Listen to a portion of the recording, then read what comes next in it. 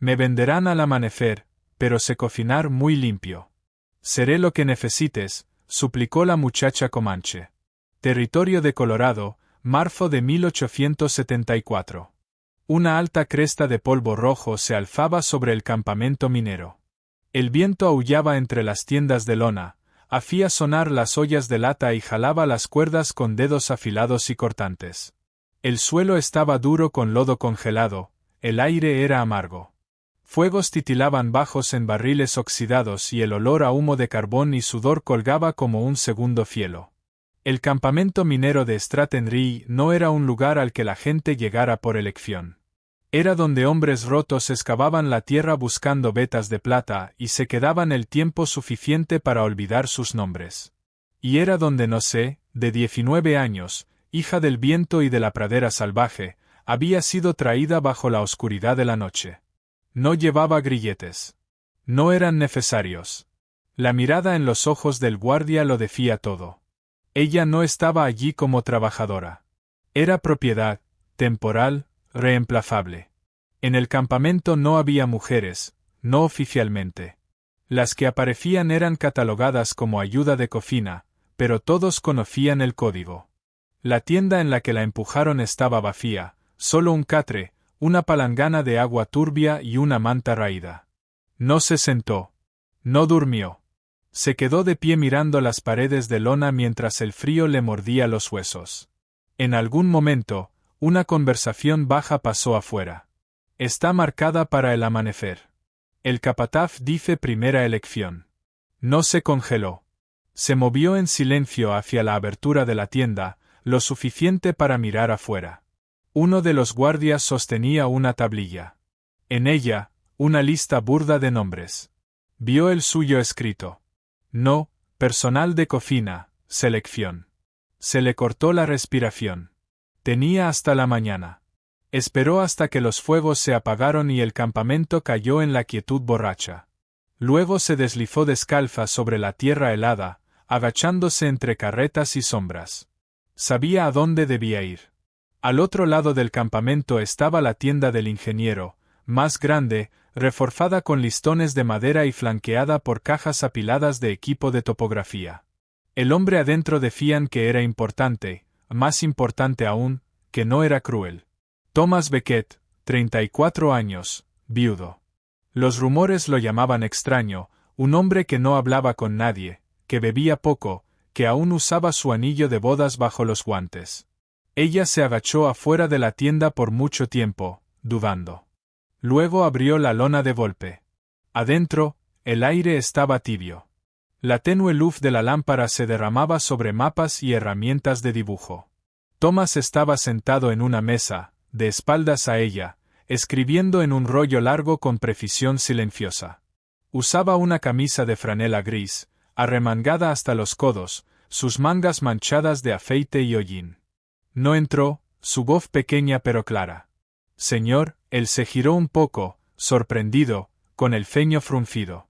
Ella cayó de rodillas. Me venderán al amanecer, susurró con la voz quebrada.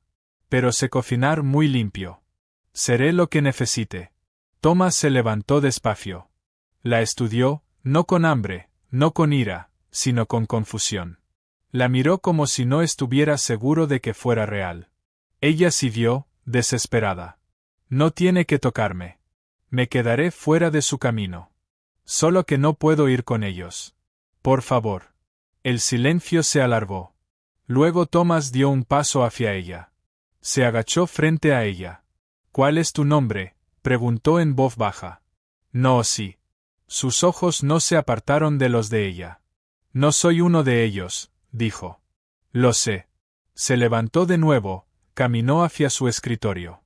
Abrió un cajón y sacó un bloc de formularios, papeletas de requisición para asignación de trabajo en el campamento. Llenó una despacio, con cuidado. Nombre no. Asignación asistente personal de campamento, división de ingeniería. Firma T. Beckett. Luego tomó el sello del campamento de su cinturón, un pesado sello de bronce, y lo presionó en la esquina inferior del papel. Regresó hacia ella y se lo entregó. Quédate aquí esta noche, dijo. Nadie te tocará. Naka tomó el papel con manos temblorosas. Gracias, susurró. Thomas no respondió.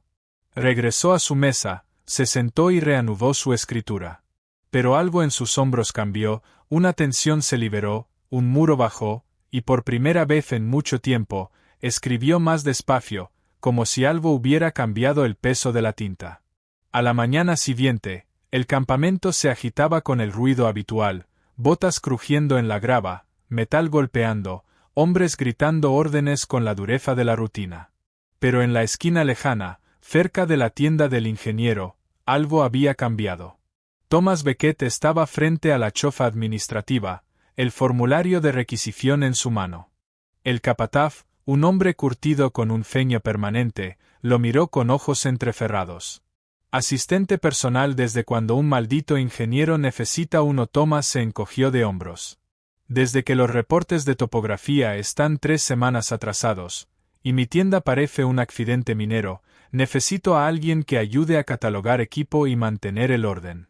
A menos que prefiera hacerlo usted, el capataz gruñó. Usted responde por ella sí. Una larga pausa. Luego el sello golpeó el papel con un ruido sordo. Esa tarde, Nako se mudó a un costado de la tienda que Thomas había dividido con una cortina de lana. Nadie dijo nada en voz alta, pero las miradas la siguieron por todo el campamento. Curiosidad, desprecio, envidia. Una chica comanche asignada a los aposentos privados del ingeniero blanco. Los susurros eran inevitables. Dentro de la tienda, el espacio era funcional pero gastado. Mesas de dibujo, cajas de alambre de cobre, lámparas rotas y capas de polvo cubrían todo como ceniza después de un incendio. Un solo catre permanecía deshecho en la esquina. Una botella de whisky yacía vacía a su lado. No pidió permiso. Simplemente se remangó y comenzó. Barrió primero, luego abrió las lonas de la tienda para dejar entrar aire. Dobló su ropa, rellenó su cantimplora, frotó el hollín de la estufa metálica. Al anochecer, sus manos estaban agrietadas y ennegrecidas, pero la tienda parecía humana de nuevo. Habitada, respirando. Cuando Thomas regresó, se quedó en silencio en la entrada por un largo momento. La botella había desaparecido, el piso estaba limpio, su catre hecho. Caminó junto a ella sin decir nada y se sentó. Noos permaneció callada también. Se acercó a la pequeña olla de hierro que había puesto sobre la estufa antes y sirvió un estofado, modesto pero fragante, hecho de carne salada y raíces silvestres que había intercambiado con otro trabajador. Colocó el tazón en la mesa sin mirarlo. Thomas tomó un bocado, luego otro. Comió despacio, metódicamente, hasta que el tazón quedó limpio. Solo entonces Nakosa se volvió hacia el estante del rincón. Allí, escondida bajo un pañuelo polvoriento, había encontrado una pequeña caja de hojalata mientras limpiaba. La levantó con cuidado, como si aún guardara aliento. La abrió y le mostró el contenido. Una fotografía antigua desvanecida por el tiempo y el calor. Una mujer joven con un vestido de verano estampado con pequeños girasoles. Su sonrisa era suave, su mano descansaba sobre el brazo de un Thomas más joven. Noos lo miró a los ojos, luego cerró la caja y la devolvió al estante. No quise entrometerme, dijo en voz baja. Thomas no habló por un largo rato. Luego asintió una vez. Ella preparaba ese estofado hace años. Lo supuse, respondió Nico. El silencio entre ellos cambió. Ya no era una barrera, sino un espacio en el que ambos permanecían, un espacio del que ninguno sabía cómo salir ni quería hacerlo todavía. Esa noche, Thomas dejó sus papeles a un lado temprano. No bebió. Bajó la lámpara más de lo usual, el resplandor era más suave contra las paredes de lona. Y cuando Noosfe se acostó detrás de la cortina, se quedó mirando el techo por mucho tiempo, escuchando la quietud del hombre al otro lado. Él no le había dado las gracias, pero había comido cada bocado. Los días se desdibujaron con el ritmo de la rutina. Nakose no hablaba a menos que le hablaran. Se levantaba temprano, avivaba la estufa, preparaba café y doblaba los mapas del ingeniero cuando el viento los esparcía por la mesa. Restregaba las ollas de hierro hasta que los nudillos se le agrietaban y cosía un desgarro en la camisa de Thomas sin que él lo pidiera. Sus movimientos eran eficientes, silenciosos, del tipo que aprendieron hace mucho a desaparecer en la utilidad. No ocupaba más espacio del necesario, no dejaba huella alguna. Thomas, por su parte, decía poco. No ofrecía gracias ni preguntas, solo silencio y la ocasional inclinación de cabeza. Pero algo cambió. Bebía menos. Encendía la lámpara más temprano y a veces, después de la cena, se sentaba afuera de la tienda y simplemente escuchaba el viento, la quietud, los pequeños sonidos de alguien más compartiendo su mundo. El silencio entre ellos se volvió menos distancia, más como el murmullo de algo que empezaba a deshelarse. Una mañana, mientras ordenaba telas viejas en una caja de suministros, Nico encontró una tira de lona demasiado rota para remendar. Los bordes estaban deshilachados, el centro manchado. En lugar de desecharla, tomó un pedazo de carbón del cajón de la estufa y empezó a dibujar. Sus dedos estaban rígidos por el frío, pero se movían con propósito, no con precisión. No era exacto. Las líneas eran irregulares, pero en el centro florecía un girasol tosco, redondo, radiante, un estallido de oro obstinado sobre el gris deslavado. Esa tarde, cuando Thomas regresó de inspeccionar el pozo, vio la tela clavada en la pared de lona junto a su cama. Se detuvo. Sus ojos permanecieron en la flor más de lo que se dio cuenta. No dijo nada. No la quitó. Al día siguiente pasó sin mención de ello. Pero esa noche, mientras Noos removía el estofado sobre el fuego, Thomas habló por primera vez en días. Porque un girasol ella lo miró sorprendida. Luego se encogió un poco de hombros. Siguen al sol incluso cuando el cielo está lleno de humo. Thomas se sentó frente a ella, mirando las llamas. Mi esposa, su familia los cultivaba, dijo. En Missouri, hectáreas de ellos. Ella los llevaba en el cabello. Nico no dijo nada. Solo le pasó su tazón. Tras una larga pausa, añadió: murió hace 3 años. Hubo una redada. La milicia dijo que eran comanches, pero yo nunca vi quién disparó primero. La cabaña ardió. La encontré en la ceniza. Lo lamento, susurró Nacos. Thomas miró el tazón en sus manos y luego apartó la vista. Desde entonces no he construido nada que no se rompa. Pensé que si me enterraba lo suficiente en la tierra, olvidaría cómo se veía el sol. No removió la olla lentamente. Mi madre fue vendida, dijo en voz baja, por un hombre que dijo que la iba a casar. La cambió a una caravana que pasaba. Yo tenía 5 años. Ella me dijo que me escondiera bajo un montón de pieles. Nunca la volví a ver. No lloró al decirlo. Miraba el fuego como si fuera lo único que siempre había permanecido. He estado en muchos lugares, continuó, pero nunca en un hogar. Por un momento, ninguno habló. El viento se movía afuera, rozando las lonas de la tienda. El girasol en la pared temblaba como si también escuchara. Thomas terminó su estofado en silencio. Cuando acabó, colocó el tazón a un lado y se levantó. Se detuvo junto a la cortina que separaba sus espacios para dormir. La lona es tuya, dijo. No tienes que pedir permiso para colgar lo que dibujes. Luego cruzó la cortina y desapareció en la oscuridad. Esa noche, Nacos se acostó en su catre y se quedó mirando su dibujo. La flor era tosca, sus pétalos irregulares, su tallo torcido, pero estaba allí, de pie, todavía enfrentando la poca luz que había. Y por primera vez sintió que algo que había sembrado había echado raíz. La carpa comedor olía a grasa y sudor, espesa con el ruido de botas, el rechinar de los pisos de madera y las tazas de lata chocando sobre las bancas. La mayoría de los mineros habían estado bebiendo desde la puesta del sol, celebrando una nueva veta de plata encontrada cerca del Pozo 3. Las risas eran fuertes, con un filo más cruel que alegre. No mantenía la cabeza baja mientras restregaba una olla de hierro en la esquina. Sus dedos ardían por el calor, la nuca le escocía. Lo sintió antes de escucharlo. Un minero, de hombros anchos, sudoroso, con los ojos rojos por el licor, se inclinó hacia ella, su aliento agrio y caliente. Pues mira nada más. La flor comanche que le dieron al ingeniero. Debe ser lindo, no dormir tu camino hasta una tienda así. No respondió. Él le agarró la muñeca. Te hice una pregunta. No soy tuya, dijo con firmeza, intentando zafarse. El cuarto se silenció mientras otros miraban. Algunos rieron. Unos pocos se veían incómodos. Nadie se movió. El hombre le torció más el brazo. Noosh se estremeció.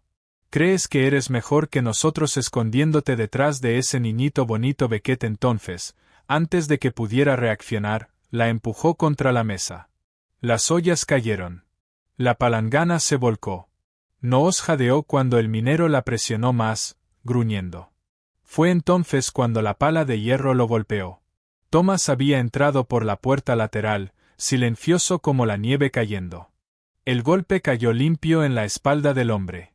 No lo suficiente para matarlo, pero sí para mandarlo al suelo con un alarido. Intentó levantarse. Thomas volvió a bajar la pala, esta vez con fuerza sobre el codo. Hubo un crujido espantoso. El minero gritó. El caos estalló. Algunos hombres gritaban. Uno corrió a buscar al capataz.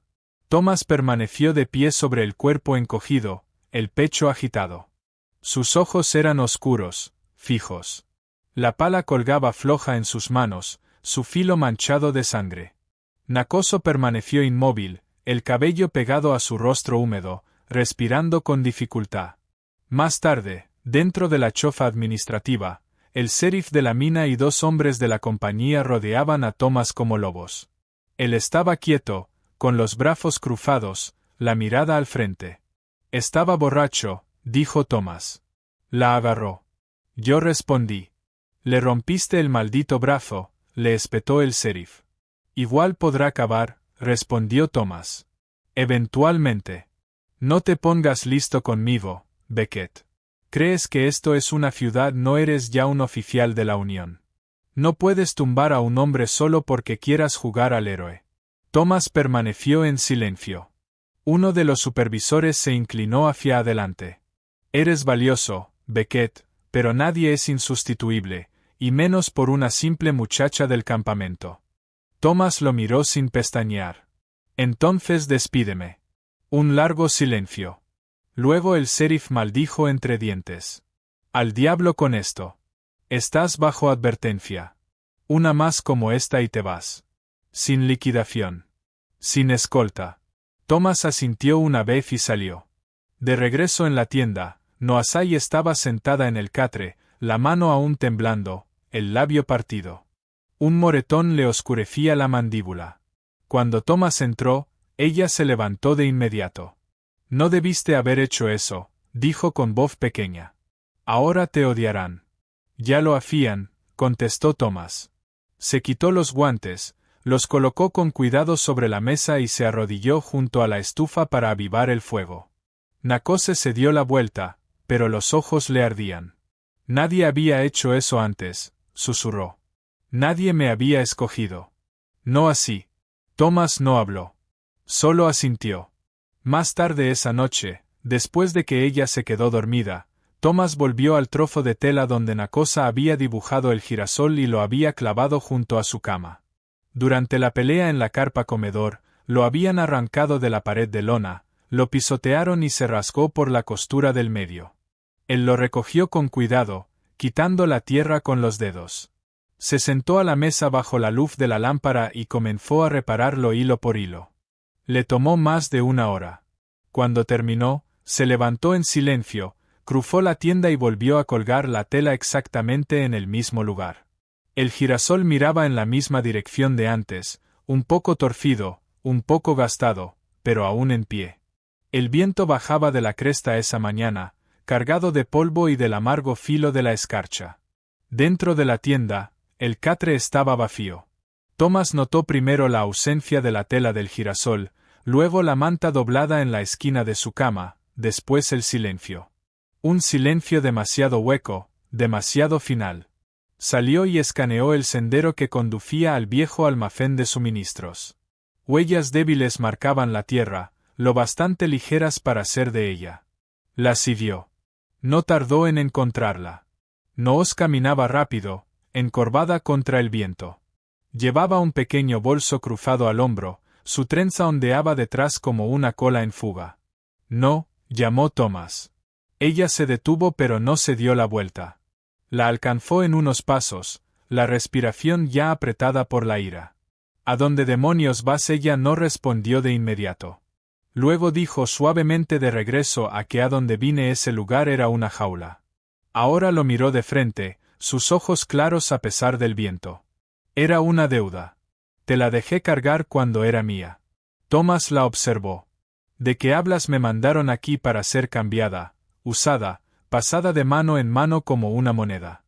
Tú pusiste tu nombre en un papel y te interpusiste entre mí y ese destino. Bajó los ojos. Pero no debí habértelo permitido. Debí irme esa primera noche.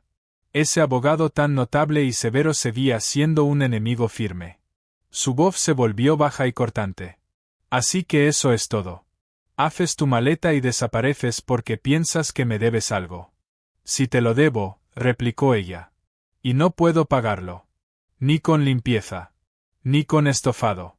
Ni siquiera con lealtad. Thomas dio un paso más cerca. ¿Crees que me importó el estofado? Ella apartó la mirada. Él apretó los dientes. ¿Crees que se trataba de lástima de salvar a alguien porque yo no tenía a nadie más? No deberías tener que arreglar cosas rotas otra vez y deberías dejar de pensar. Eres una de ellos. Noosh se congeló. La voz de Thomas se quebró al decir no eres una deuda. No eres una carga. Eres lo único en esa tienda que no se ha convertido en ceniza. Ella giró el rostro y él vio las lágrimas asomar. Hiciste que el lugar volviera a sentirse vivo, continuó. Llevo a casa y hay calor, una cama que huele a salvia silvestre, un dibujo de una flor en la pared que no sabe rendirse. No pensé que valiera la pena quedarse por mí, susurró. Él avanzó despacio hasta quedar a solo unos centímetros. Fuiste la primera persona, dijo con suavidad, que me hizo creer que la luz podía volver. El aliento de cosas se detuvo. Él levantó la mano, no para tocarla, sino para mostrarle algo. La tela rota, el girasol, ahora remendado, la costura apretada y visible, pero la forma intacta. Reparé esto, dijo, porque no soporté verlo roto. Sus ojos brillaron grandes y húmedos. Déjame reparar esto también, dijo en voz baja. No porque me debas, sino porque no quiero que te vayas. Ella cerró los ojos por un largo momento. El viento soplaba a su alrededor, jalando de sus mangas, tirando de ella hacia un mundo que nunca la sostuvo. Luego dejó caer la bolsa de su hombro. Thomas avanzó y la sostuvo mientras ella se doblaba en sus brazos. La sostuvo como si fuera real, como si no estuviera a punto de desaparecer, como si no fuera solo una bondad pasajera en un lugar brutal. Ella lo abrazó de vuelta, no por gratitud, no porque se sintiera segura, sino porque por primera vez creyó que se le permitía quedarse. Todo comenzó con un silencio extraño. Esa mañana, los pájaros no cantaron sobre el pozo. El viento traía un sabor metálico, acre y antinatural. Noosh lo notó primero mientras colgaba sábanas cerca del borde de la carpa comedor. Vio una línea delgada de humo elevándose desde la boca más profunda de la mina. No como fuego, sino más pesado. Incorrecto. Dentro del pozo, Thomas se agachaba junto a una tubería rota, inspeccionando una válvula de presión con otros dos ingenieros. La aguja del medidor vibraba salvaje, girando más allá de lo rojo. Apenas tuvo tiempo de gritar atrás antes de que llegara la explosión. Un rugido atronador resonó por los túneles. El gas estalló en una ola de fuerza invisible, derribando a los hombres. Gritos sonaron, fuertes, aterrados, luego fueron tragados por un siseo cuando el gas tóxico llenó el pasaje. Thomas se levantó tambaleante. Dos hombres a su lado tosían con violencia, ya colapsando. Agarró al primero del cuello de la camisa, arrastrándolo hacia la boca del pozo. La visión se le nublaba, los pulmones le ardían, pero no lo soltó. Lo último que vio fue el cielo volviéndose negro en las orillas.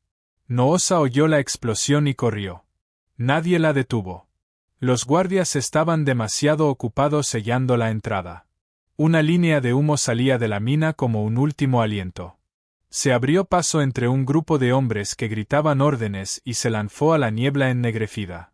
Thomas gritó, cubriéndose la boca con el pañuelo. Thomas apenas podía ver. Entonces un movimiento, un cuerpo cerca del borde, inerte, la cara cubierta de ceniza. Ella cayó de rodillas junto a él. Thomas. Estaba casi inconsciente, un brazo flojo bajo él, los labios volviéndose pálidos. El siseo del gas crecía. Tenían segundos, quizá menos. Sin pensar, Noah sacó de su bolso la soga tejida a mano que había trenzado días antes, pensada para recoger leña. Era áspera, resistente y anudada a intervalos. Ella le pasó la cuerda por debajo de los brazos, sujetó los extremos sobre sus hombros y comenzó a arrastrarlo. Sus músculos gritaban. El calor y el humo le arañaban la piel, pero apretó los dientes y hundió los talones en la grava. Centímetro a centímetro lo jaló lejos del pozo. Otro temblor sacudió el suelo, un quejido desde lo profundo. Las rocas se partieron. Parte del túnel se derrumbó detrás de ellos. Ella no se detuvo. Cuando por fin salieron al aire libre, el campamento era un caos. Los hombres tosían y señalaban. El sheriff corrió hacia ellos con otros dos. Intentaron quitarle a Thomas de los brazos. «Retírense», gruñó ella. «Necesita aire». Lo recostaron en el suelo. Ella se arrodilló junto a él, presionando su pecho, llamando su nombre una y otra vez. «Vuelve», susurró. «No tienes derecho a dejarme ahora». Sus párpados temblaron. Tosió una vez, dos, luego jadeó, tomando un respiro áspero. Macose se cubrió la boca y sollozó. Al atardecer, la mina fue sellada. Los oficiales de la compañía la declararon inoperable por daños de gas. 2 hombres murieron. Varios más quedaron heridos, pero los ingenieros sobrevivieron, rescatados por una muchacha que nadie había considerado más que una sirvienta. Thomas despertó en la enfermería, la cabeza vendada, las costillas cubiertas con fajas. Noos estaba junto a él, el cabello endurecido por el polvo, las manos ampolladas y en carne viva. Él la miró entre la neblina. «Tú me arrastraste», ella asintió, con lágrimas en los ojos. «Te lo dije», susurró. «No me debes nada, pero yo no podía perderte». Thomas buscó su mano, sujeta débil pero firme. «Me salvaste», dijo. «No», respondió ella. «Nos salvamos mutuamente». Una semana después, la compañía le ofreció a Thomas un nuevo puesto muy al norte, cerca de una planicie fértil donde tenderían una nueva línea, más segura, más limpia, una oportunidad para reconstruir. Miró por la ventana la mina devastada, luego a Noosfe. «¿Vendrás conmigo?», le preguntó. Ella no respondió con palabras. Solo tomó su mano y la sostuvo como una promesa. 6 meses después, la tierra era más blanda. El viento ya no llevaba el olor a humo ni a azufre. Corría por las llanuras como una canción de cuna, agitando el pasto alto y el aire tibio del sol. A lo lejos, tallos dorados se mecían en oleadas, sus rostros vueltos al sol. Los girasoles habían florecido. Nois estaba descalza al borde del campo. Una bolsa de lona con semillas colgaba de su hombro. Llevaba un delantal de lino sobre el vestido, una mancha de tierra en la mejilla. Sus manos ya estaban teñidas por la siembra, pero no le importaba. Sus pies se hundían un poco en la tierra húmeda, anclándola, dándole firmeza. Se arrodilló y cavó una zanja pequeña. Con dedos cuidadosos puso las semillas en la tierra oscura una por una, luego cubrió con tierra, como si acostara niños en la cama. Cada movimiento era deliberado, sagrado a su manera. Era la primera vez en su vida que plantaba algo que fuera suyo. Detrás de ella, Thomas reparaba las bisagras del pequeño cobertizo que habían reconstruido juntos. Llevaba la camisa arremangada, el cuello abierto, la piel tostada por semanas de trabajo. Trabajaba en silencio, metódico, como siempre lo había hecho, pero ahora con una calma que Nakosa nunca le había visto en la mina. No había pesadez en sus hombros, no había humo en sus ojos, solo ritmo, solo presencia. Alzó la vista cuando escuchó su risa. Una breve y sorprendida explosión de alegría que sonó en el claro como campanas de viento. ¿No os acababa de notar que el primer girasol que había plantado semanas atrás empezaba a abrirse? Sus pétalos, aún rizados en las orillas, atrapaban la luz como fuego. Ella lo miró y sonrió. No con cortesía, no con miedo, con asombro. Era la clase de sonrisa que solo los niños tenían, y ella nunca había podido serlo. Él caminó hacia ella, se arrodilló en la tierra a su lado. «Tú hiciste eso», dijo. No sabía que se sentiría así. Así como que quedarse quieto no significa estar atrapado. Thomas le apartó un mechón de cabello de la cara. «No estás atrapada». «Lo sé», dijo más suave. «Creo que por fin lo creo». Su nuevo hogar era modesto. Una habitación, una estufa de leña, repisas con frascos de miel silvestre y frijoles secos. No pintó los marcos de las ventanas de amarillo. Thomas grabó su nombre en el marco de la puerta justo encima del suyo. Era la primera vez que alguno de los dos escribía algo, no para olvidar, sino para honrar. Junto a la curva del río, ella abrió una pequeña cabaña de enseñanza. Les enseñaba a las mujeres locales a cocinar con raíces y hierbas, a hacer caldo de hueso y tortas de maíz, a remendar camisas rotas y bordar significado en cada hilo. La llamaban la muchacha del girasol. Thomas aceptaba trabajos de ingeniería para granjas cercanas, ayudaba a cavar pozos y a reparar puentes rotos. Guardaba sus herramientas en una pequeña caja al lado de la cama, organizadas y engrasadas, pero solo las usaba cuando era realmente necesario. Por la noche, se sentaban junto al fuego, sin papeles firmados, sin anillos intercambiados, solo el sonido del viento en los campos, y la respiración y la paz. Una tarde, mientras miraban al sol bajar en el horizonte, Knuckles recostó la cabeza en su hombro. «Nunca me pediste que me quedara», dijo. Thomas sonrió. «Nunca necesitaste que lo hiciera». «Aún no». «Lo sé». Ella lo miró, sus ojos del color de piedra de río. «Pero quiero hacerlo». Él le besó la frente suavemente, y como los girasoles que se giran hacia una luz que nunca habían conocido, se quedaron. La luz afuera de la ventana era dorada, suave como un susurro. Se derramaba sobre las tablas de madera de su pequeña casa, atrapando partículas de polvo en el aire como brillo suspendido en miel. Calentaba el cuaderno abierto en el regazo de Thomas, sus páginas curvadas en las orillas por el uso, por el aliento, por el tiempo. Estaba sentado junto a la ventana en la vieja silla de roble que Noisai había encontrado en el puesto de trueque. Las patas crujían un poco bajo su peso, pero se había convertido en su lugar, donde el viento hablaba a través de las grietas del vidrio, donde la cortina de girasoles se movía suavemente como un latido. Sobre el escritorio a su lado, una taza de té a medio terminar se enfriaba lentamente, el vapor enroscándose en la última luz del día. Sostenía un lápiz entre los dedos manchados, fuertes, firmes, pero ahora tiernos de una manera en que nunca lo habían sido. Escribía despacio, los trazos cuidadosos, deliberados. Cada palabra era medida, como si temiera romper el silencio con algo que no fuera verdad. Dijeron que eras una muchacha que podían vender. Pero tú fuiste el fuego que hizo florecer las cenizas otra vez.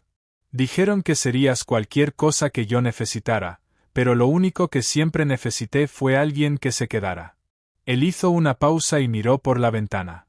El campo más allá estaba vivo. Un mar de girasoles se mecían con la brisa, sus cabezas doradas inclinándose suavemente como si asintieran en acuerdo. Habían comenzado como la rebelión silenciosa de Nakosa, plantado semilla por semilla en las cenizas de un pasado que ninguno de los dos quería. Ahora se extendían hasta el horizonte. Detrás de él, se escucharon pasos que se acercaban, suaves, firmes. Noos entró, sosteniendo un tazón de calabaza asada con salvia. Lo colocó a su lado, su movimiento era elegante, aprendido. Luego se apoyó en el marco de la ventana, sus ojos cayendo sobre el cuaderno abierto. «Estás escribiendo otra vez», dijo.